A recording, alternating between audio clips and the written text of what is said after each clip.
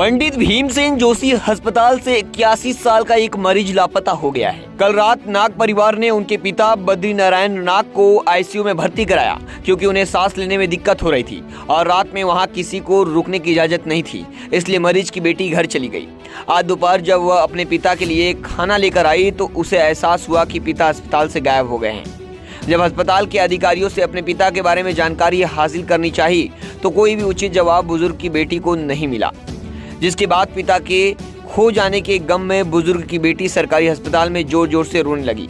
अस्पताल में एक महिला को रोता देख मनसे के नेताओं ने अस्पताल के डॉक्टर से लापता मरीज के बारे में पूछताछ की। तब अस्पताल के डॉक्टर और कर्मचारी मरीज की तलाश करने लगे। अस्पताल के मुख्य डॉक्टर ने भाईंदर पुलिस को अस्पताल से लापता मरीज की जानकारी दी, जिसके बाद पुलिस भी लापता बुजुर्ग की तलाश में जुट गई है। सीसीटीवी में साफ दिख रहा है कि मरीज खुद ही अस्पताल से बाहर जा रहा है, लेकिन उसे किसी ने नहीं रोका।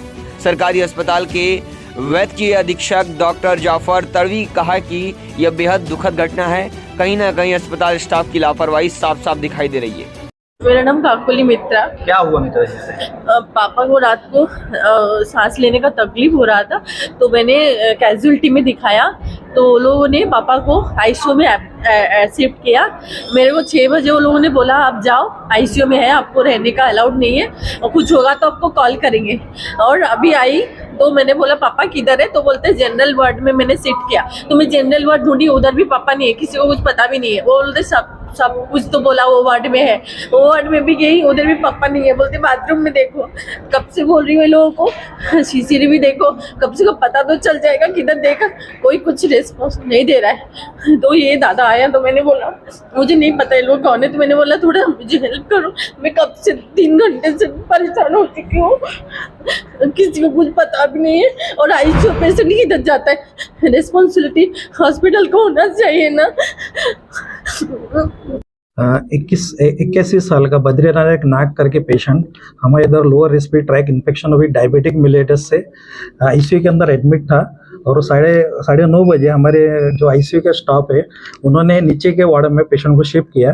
तो डॉक्टर साहब इन्होंने 11:15 बजे पेशेंट को वार्ड के अंदर देखा और उसके बाद 12:15 बजे से पेशेंट रिलेटिव जब मुझे आके मिले 1:30-2 बजे तो वो रिलेटिव ने बताया कि पेशेंट एब्सेंट हुआ है। और उसके बाद में नर्सिंग स्टाफ बता रहे कि 12:15 बजे से पेशेंट हॉस्पिटल के अंदर नहीं है। उसके बाद हमने सीसीटीवी फुटेज देखे, उस सीसीटीवी फुटेज के अंदर पेशेंट वार्ड के अंदर एडमिट होते हुए दिख रहा है और उसके बाद वो खुद बाहर निकल गया।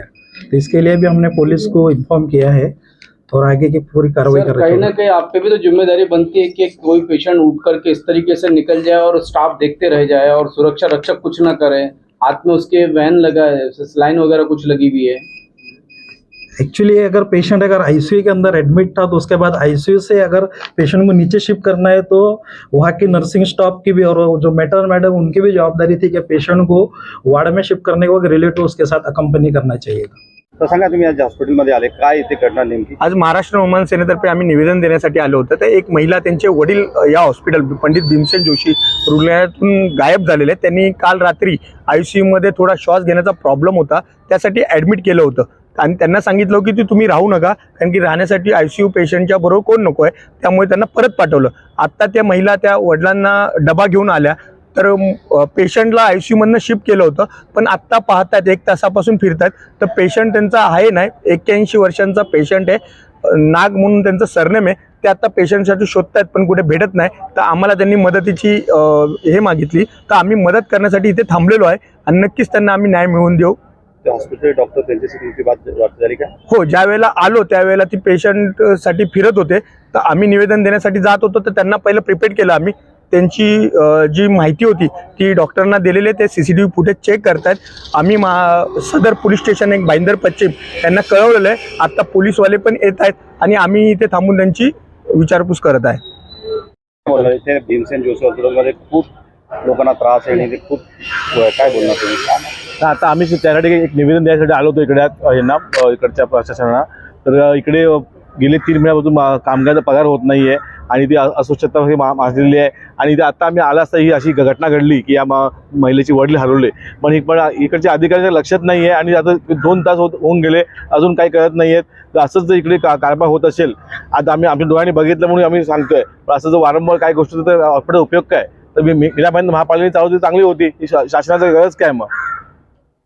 मेट्रो सिटी समाचार पर विज्ञापन हेतु संपर्क करें 8847744777।